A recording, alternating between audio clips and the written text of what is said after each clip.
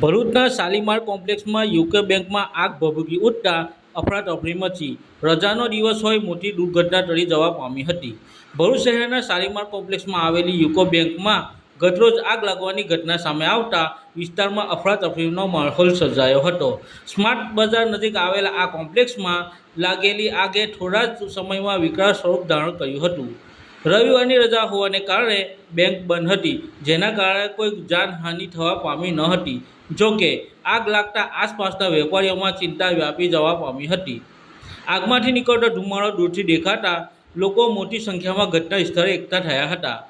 ઘટનાની જાણ થતાં જ ફાયર બ્રિગેડની ટીમો તાત્કાલિક સ્થળ પર પહોંચી ગઈ હતી। ફાયર વિભાગના 12 જેટલા કર્મચારીઓએ 2 નાના અને 1 મોટા બાઉઝરની મદદથી આગને કાબૂમાં લેવા કામગીરી હાથ ધરવામાં આવી હતી। આગ કોમ્પ્લેક્સના ઉપરના માળે આવેલી બેંકમાં લાગી હોવાથી નીચે આવેલી દુકાનો સુધી ફેલાવાનો ભય ઊભો થયો હતો। સદનસીબે કોઈ જાનહાનિ થઈ ન હતી, પરંતુ આગના કારણે મોટા આર્થિક નુકસાનની આશંકા વ્યક્ત કરવામાં આવી રહી છે। ફાયર વિભાગ દ્વારા આગને સંપૂર્ણ કાબૂમાં લેવા તેમજ નુકસાનનું મૂલ્યાંકન કરવાની કામગીરી ચાલુ છે। સ્થાનિક તંત્ર દ્વારા આગ લાગવાના ચોક્કસ કારણોની તપાસ પણ હાથ ધરવામાં આવી છે। ઇમરાન મરચા, પાલેજ।